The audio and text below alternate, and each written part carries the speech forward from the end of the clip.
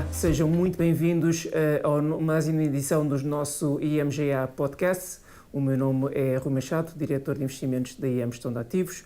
Hoje serei acompanhado pelo António Dias, subdiretor da IM Gestão de Ativos, responsável pelos nossos fundos de ações.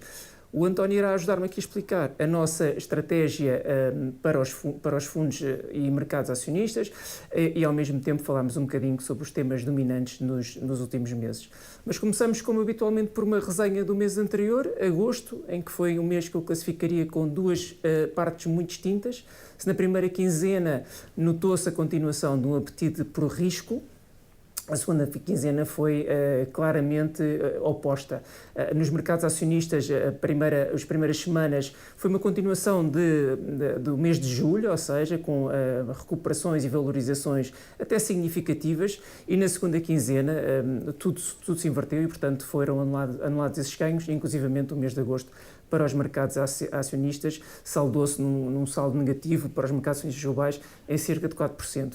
Nos mercados operacionistas, o cenário não foi muito diferente, com uma exceção, foi sempre um cenário mais negativo, ou seja, sempre subida de taxa de juros, embora mais relevante na segunda quinzena. Mas dizia eu, esta inversão, falava eu sobre esta inversão e normalmente nestas inversões não há um único fator que explica estas alterações de sentimento. Mas parece-me claro que houve um indicador muito consistente e muito relacionado com esta alteração de sentimento, que tem a ver com os indicadores de inflação e a manutenção de um cenário inflacionista muito mais persistente do que, se calhar, alguns investidores esperavam. António, bem-vindo ao nosso IMGA Podcast, à tua primeira presença aqui no nosso podcast. Eu começo precisamente por aí. Tem sido o tema dominante nos últimos meses, tem sido, se calhar, o indicador que mais preocupações tem levantado aos investidores. Sendo tu responsável pelos fundos de ações, eu pergunto, como é que este cenário de inflação persistente tem afetado as ações, nomeadamente a nível setorial e geográfico? Tem sido um fator preponderante no mercado acionista este ano e generalizado a nível mundial. E, claramente, tem um impacto bastante forte a nível da performance setorial, penalizando fortemente setores onde as valorizações estavam mais onerosas, setores de cariz tecnológico e alguns de cariz cíclico. Energia, que também aqui, preços potenciados pelo conflito a decorrer na Ucrânia, tem sido o setor que tem melhor performado a nível global, beneficiando pela escalada do preço da energia. E, associado a isso, eu diria que é inevitável falarmos um bocadinho dos bancos centrais e das medidas que têm implementado para tentar controlar essa inflação, portanto, com políticas monetárias mais restritivas. Inclusivamente, Jerome Powell, o presidente da Reserva Federal norte-americana, dizia há cerca de 2 semanas que, ou alertava os investidores para a possibilidade de mais dores, e a expressão foi essa, nos próximos tempos. Achas que esse é o cenário mais plausível ou, pelo contrário, de alguma forma, o principal impacto desta subida de taxa de juros já se fez sentir nos mercados acionistas? Uma parte da subida de taxas de juros já se fez sentir no mercado acionista, nomeadamente na compressão de múltiplos de valorização das ações. Mas concordo, porventura, com o presidente Powell da Fed, que, porventura, o mercado sentirá mais dores porque o percurso de subida de taxas de juros não acabou e as subidas de taxas de juros demoram algum tempo a refletirem-se na economia e essa parte ainda não está devidamente acautelada, na nossa opinião, no mercado. Portanto, achas que na prática o sentimento dos investidores sobre a evolução da taxa de juros vai continuar a condicionar esta evolução, pelo menos mais curto prazo, nos mercados acionistas? Sem dúvida. Basicamente. Okay. Queria fazer uma pergunta e mudando um bocadinho de tema, olhando mais para as empresas, mais para a parte micro e a época de divulgação de resultados. Julho e pelo menos o início de agosto foi um dos pilares para a recuperação do mercado, até porque os investidores pareceu-me que reviram muito em baixas expectativas e, portanto, havia um cenário, ou expectativas de um cenário, poder ser mais negativo nessa divulgação de resultados. Parece-me a mim que os resultados não foram tão maus quanto esperava, portanto, acima dessas expectativas. E achas que esse otimismo resultou precisamente da revisão em baixa ou já é algo mais do que isso? As estimativas tinham sido cortadas bastante, mas não houve generalizado resultados por parte das empresas maus ou guidance.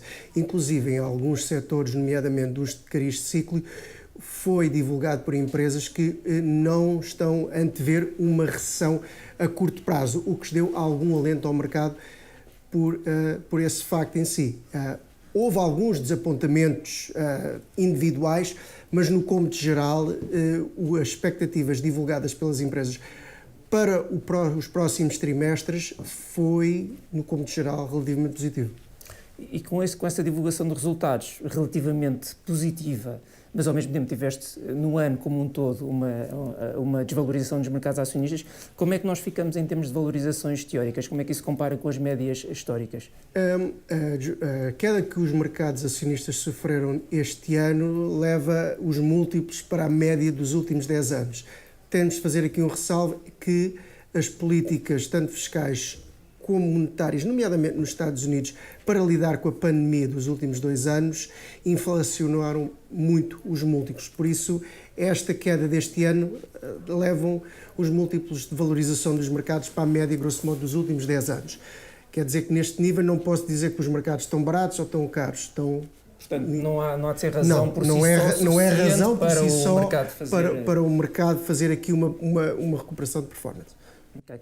Olhando um pouco mais para a frente e sabendo que tens tido um posicionamento muito cauteloso este ano e a razão para algum sucesso nos nossos fundos de ações, parece que esse posicionamento mais cauteloso ainda se deve manter ou há razões para um maior otimismo para os mercados acionistas? E, portanto, na prática, perguntar-te se podemos revisitar os mínimos do ano ou se achas que esse é um cenário possível?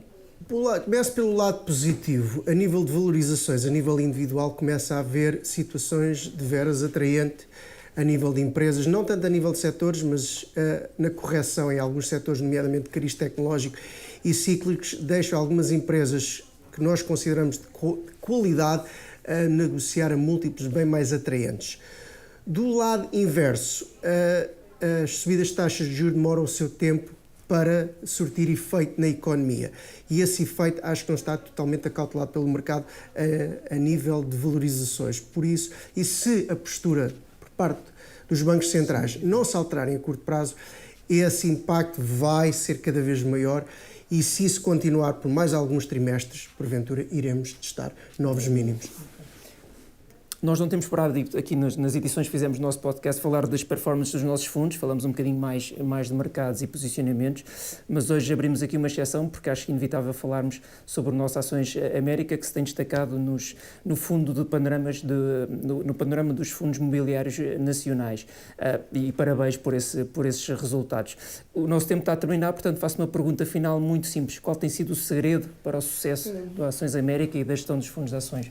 Nós temos sempre uma postura algo conservadora na gestão dos fundos de ações. Tentamos manter sempre uma almofada bastante razoável de liquidez que, em momentos de maior turbulência de mercado, nos protege. Este ano, o nosso posicionamento também tem sido bastante defensivo, com uma sobreponderação em setores defensivos, como, por exemplo, retalho alimentar e bens de consumo diário. No entanto, esta postura, que neste ano nos tem corrido bastante bem, é alterada quando nós, porventura, vimos que a situação económica está a alterar, por isso não temos um paradigma fixo a nível da alocação. E esta postura que o Rui mesmo agora mencionou em relação ao Fundo de Ações América também se aplica ao nosso Fundo de Ações Globais, que atuamos com políticas bastante semelhantes. Sim. Muito obrigado, António. Resta-me também agradecer a todos os que nos acompanharam e se estiverem interessados em conhecer mais, subscrevam as nossas redes sociais e aproveitem também para deixar as vossas sugestões em @IMGestãodeativos. Obrigado e até breve.